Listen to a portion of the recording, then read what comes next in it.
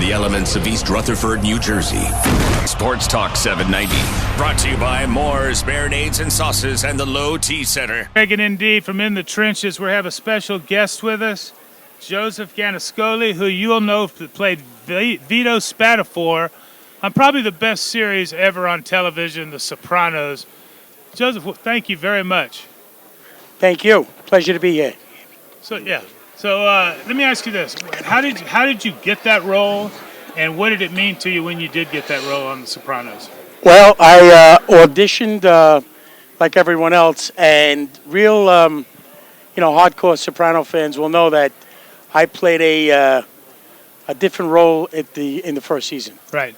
And they brought me back as Vito, and I had the good fortune of killing Jackie Jr. in season 3. I remember that. That was your first on-air hit. Yes, that was my first on-air. I think I had 2. I'm in the books for 2. And then I had the suggestion of making my character gay from a book I was reading and changed my life. And that was from a true life story of the New York mob, wasn't it? Yeah, it was a crew in Brooklyn, dangerous crew, bad crew. And they had one guy that was gay in the crew, and I thought it was kind of interesting and something that you don't know, see all the time. So, changed my life. Really. Well, you made a great show even better. And Thank you. I want to ask you, big fan of James Gandolfini, of course. We lost him way too early. Yeah. What did he mean to you? And I know James had some troubles on the show every now and then. We all. Have our things, and he was under tremendous pressure. And that's no excuse or not doesn't make it right what he did, but he used to let off some steam, and however he did it. And just like ball players, right? I mean, we've all been around those guys. But the world lost not only a tremendous talented actor, but, a regular guy who's down to earth, a big football fan. The only thing I could say bad about him was a Jet fan. But, he was... I wasn't especially close to him. I did work with him. He was at my wedding. He spoke at my wedding. He was there with his son. He came to my restaurant when I was chefing. Did an appearance as sick as a dog. Made sure that everybody got an autograph, a picture with him. So he was a class act and a regular guy. Speaking with Joe Gannascoli, a.k.a. Vito from The Sopranos. You know what? I want to go back to what you mentioned. I've seen every episode, was a huge fan. But when they asked you to come back as a different character, that's huge props. That's saying, look, you were so good. We know people are going to notice this, but we want you on the set. I got to be the luckiest guy, besides Lou Gehrig, because, it's a small scene, I mean, I didn't really do much, I was in there, and I didn't have, and maybe that helped me, because if it was a little more prolific, they wouldn't have. It would have been, a little shaky. But it was pretty cool that they did, and I had no idea what that character was going to be. I mean, the second season, they did 3 or 5 episodes, and I was sort of in the background, a couple of lines here and there. As an actor, you're always trying to get more work, more, like a player, second string, third string on special teams. He wants to get in there and prove what he can do. One guy gets hurt, somebody gets a shot. But it was life-changing for me, and I always say it was like being on the 27 Yankees, the 85 Bears, But it seems like every year you're on, you got more and more time. I remember the time when you and Paulie Walnut stole the Colombian drug money. Paulie got kneed in the groin, I think. That was my big season 6, actually.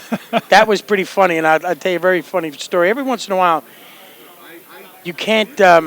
I got a case of the laughs that I couldn't stop, and every time Paulie Walnut said something to me, I just lost it. I tried and take.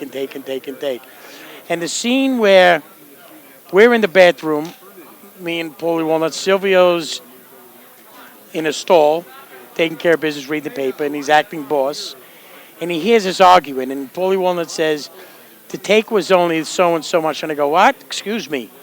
I know for a fact it was over 300. I forget the numbers. 300,000. He says there's 100. He says there's over 300,000 in there. And he goes, and at the time I lost a lot of weight. I came back to the show thin. He goes, have a donut. You're delirious. So we argue a little more, and I sort of go toward him, and he goes, back up, Bluto. And between those two lines, I just couldn't keep a straight face. So. Have a donut, you're delirious, which I've used, and back up, Bluto, which is Well, I think the It's pretty great thing funny. about the show is all the different mix of characters, the mixed bag of how complex all their characters were, and then you're sitting around and you're looking at, hey, this one guy plays for Bruce Springsteen. I mean, that's just a strange dichotomy right there. Yeah, and it's been told that I think that maybe David Chase saw him at an awards, giving an award at a music show, and I guess liked his whole persona, being a Jersey guy, and brought him in, and I think they wanted him for Tony, but I wound up going to James, and you really can't see anybody else but James playing that role. And Silvio, or Stevie Van Zandt, another great gem of a guy, was perfect in his role, and that was his real wife, and that played his wife. Now, we're from Houston. We're from down south. You're a huge Giant fan. Can you kind of let our listeners know, when you're from New York, when you're from New Jersey, what's the difference between, not so much difference, but where do the New York Giant fans fall on the side of the map versus the New York Jet fans? New York Giant fans a little. With? What's that? Is that something you're born with? I mean, I tell you how it works for me. You're a Yankee fan, and then you wind up being a Giant fan because they were there first. They played in Yankee Stadium, so that's natural. You're a Ranger fan because that's all that there was in town. Then you're a Knicks fan. So that's what they call the classic sports fan. Jet fans, they're passionate, but they're a little rowdier. A little lungy, a little nuttier. You know what I mean? And not unlike Eagle fans, but easy about those Eagles.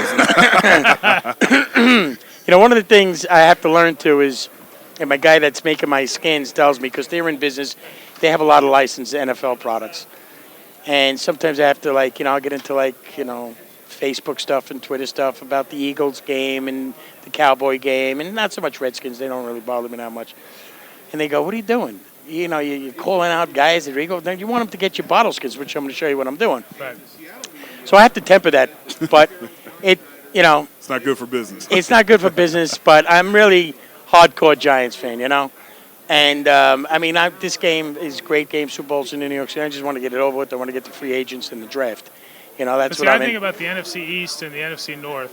When you got Green Bay, Chicago, Detroit, and then you guys got Philly, those rivalries are so old and so long-standing. Yeah. I mean, you're on one side or the other, and that's the way it is for life. Chicago, Green Bay, Chicago's another big rivalry of Minnesota, right? That whole division. Detroit. Us and Eagles, Redskins, and it's not much hatred with the Redskins, but Cowboys and Eagles, it runs deep. And I was late coming here because I was watching. They had a press conference next door, and I saw Mr. Mara and Mr. Johnson, Jets and Giants, and I had to wait till he was done talking. I went up to him and he recognized me because I'm at camp all the time. And he said, "Great hiring with Ben McAdoo." You know what I mean? Because I was a big Gilbride fan. Coach? Yeah, the OC coach. Yeah, I was a big Gilbride fan. I don't like to, sometimes a change is needed. The guy, we put up 30 points with him the year before, got us 2 Super Bowls. But I wanted a bright, young, and different approach to maybe the offense. And I think they found it at Ben McAdoo and so on. Before you tell us what you're promoting, I want to ask you a question. Yeah. I noticed Big McAdoo's got a 2-year contract. Tom Coughlin, 1-year contract. You think this is the changing of the guard about to happen? Well, I don't know if Perry Fuel would be great about. I'm like Joe Johnson, right? Yeah. Defense. I would love to find a coordinator. Jim Johnson. Jim Johnson, yeah. Sorry. Would just love to be a coordinator. That's all I want to do is I'm here, I coach defense, that's all I want to do. I don't have aspirations of being a head coach, but some do because they want to do things their way. I understand that. Or offense coordinator. So Perry Fuel, I think, has done a great job.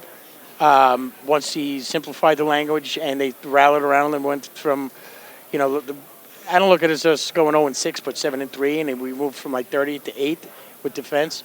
He's been a head coach. He's an interim at Buffalo. Maybe he's happily coaching the defense. Maybe he wants to be a head coach. I noticed that maybe I thought the same thing, that McAdoo might be the Knights HC in waiting, but he's yet to call a offensive play in NFL. So we'll see how that pans out. Obviously, Raj is not the same as Eli. Raj is a little more mobile, maybe a sharper arm. But it remains to be seen. They got the OC State quarterback coach, Oregon State quarterback coach, which we'll see how that pans out. But I'm glad they went with McAdoo. They hired the guy from Tampa, Sullivan, that I thought would have been more the same. All right, big time entertainer, own restaurants, but you have another venture here that you're letting us all check out. Yep. Can you talk about it? And we're also going to get some shots on it so our listeners can check it out. I created a water bottle skin that, I was looking at my water bottle and I said, how come my team's not on there? And I went online and saw there was nothing there, and I couldn't believe it because there's a million products with a million of everything.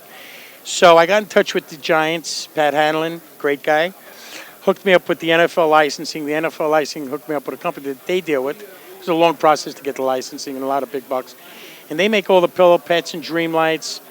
They call it Fabric Innovations, and they made my skin. So I've been doing a lot of the trade shows where they get this stuff, and it comes in big and small bottles. The small bottles, it's all the 32 teams. It's small bottles, kids can put their name on it, so if they're playing ball. If you have a water cooler, it becomes a coin collector, which a lot of kids have in their dorms, a lot of people have in their house. So it sells almost $5,000 worth of quarters. Wow. So it's nice for a little Super Bowl play at the end of the year, you know what I mean? So we have all the leagues, NCAA, NHL, baseball's coming, and Governors Gam. What did I miss? College? Did you say college? NHL. Okay. NHL, plus Realtree for the camouflage, and military. So these are the bottle skins, and the small one's not a koozie. It helps prevent algae. You could put it, the small ones you just put it in your pocket when you're done with your drink. So the website just went up. It's Sports Bottle Skins. It just went up, so it's being really worked on.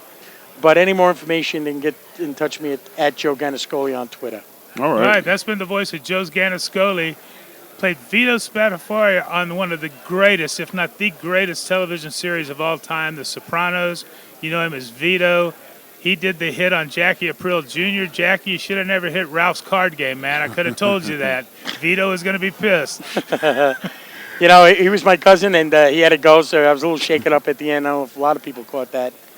But there was just so many great characters. I mean, it's like you guys playing with great ball players that, are just, they come along every once in a while. And I always said it was, being on 27 Yankees, the 85 Bears, and it's something I'm proud of. It changed my life. Whether I never do anything else, and I do have some independents come out, more of a mainstream movie coming out in March. But if I do nothing else, it was part of history, and I'm it's great. proud of that. That'll be one of those shows that runs forever. They call it the Evergreen at HBO. That's right. something that, and there's a lot of great shows that, I've watched The Wire. I love The Wire. I love Homeland. I love Mad Men. I love Breaking Bad. Not a lot of people talk about the next day at work. Right.